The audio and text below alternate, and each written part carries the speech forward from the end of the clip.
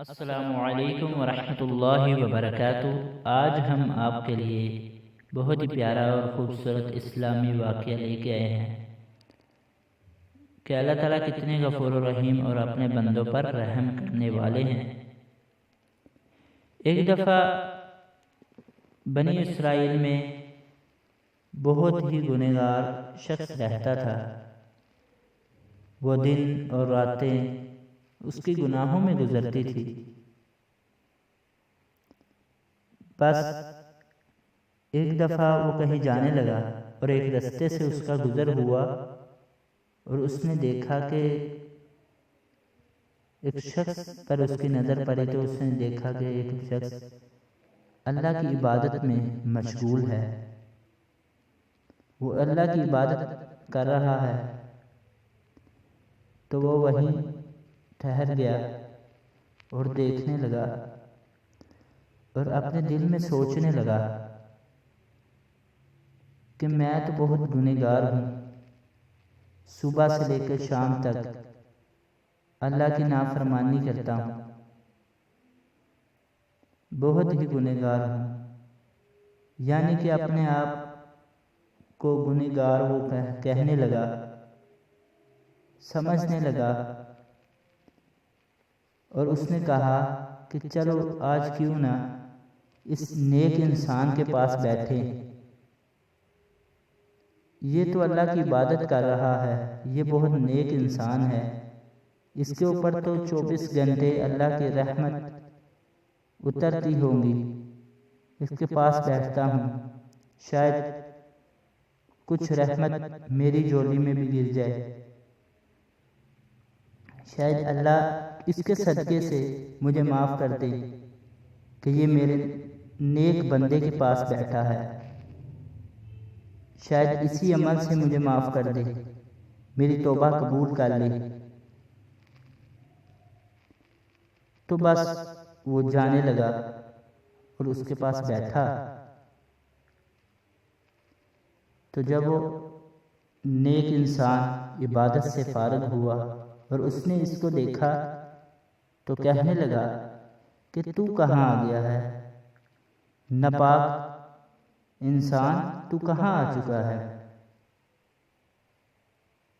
تو صبح سے لے کر شام تک گناہوں میں تیری دن اور راتیں گزر رہی ہیں۔ تو بس اس کا یہی کہنا تھا۔ تو اللہ تعالیٰ نے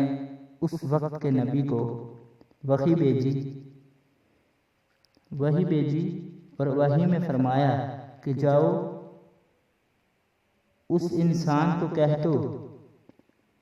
اس نیک انسان کو کہہ دو کہ مجھے تمہارے عمل پسند نہیں آئے، مجھے تمہارے عمل کی ضرورت نہیں، میں نے تمہارے سارے عمل ضائع کر دیے، اور جا کے اس گنہگار انسان سے کہہ دو کہ مجھے تمہارا یہ عمل بہت پسند آیا کہ تو نے اپنے آپ کو گنہگار سمجھا، تو اس نیت سے اس کے پاس گیا کہ یہ اللہ کا نیک بندہ ہے، شاید میں اس کے پاس بیٹھوں اور میری توبہ قبول ہو جائے، تو اس کو خوشخبری سنا دو کہ میں نے اس کے تمام گناہ معاف کر دیے۔ تو اس واقعے سے ہمیں کچھ یہ سبق ملتا ہے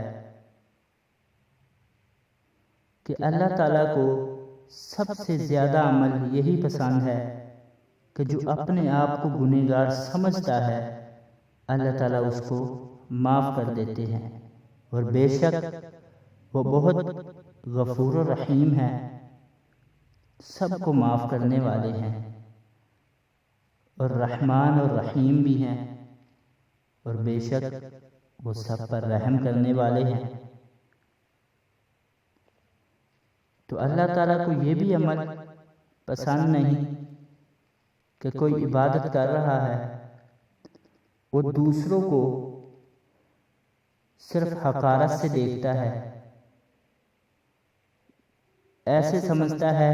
کہ جیسے میں بہت عبادت گزار ہوں، وہ دوسروں کو گنہگار سمجھتا ہے۔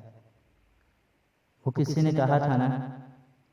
کہ اپنے آپ کو اتنا نیک نہ سمجھو کہ دوسرے آپ کو گنہگار نظر آئیں۔ اس لیے ہمیں تھوڑی اپنے اندر غور کرنی چاہیے کہ ہم کس راستے پر چل رہے ہیں۔ یہ آپ کو چھوٹا سا واقعہ ہے، امید کرتا ہوں پسند آ گیا ہو، لیکن اس سے جو سبق ملا ہمیں وہ یاد رکھنا چاہیے کہ ہمیں کسی کو گنہگار نہیں سمجھنا چاہیے، چاہے جتنے مرضی ہمارے پاس عمل ہیں، لیکن اللہ تعالیٰ کو یہ پسند نہیں،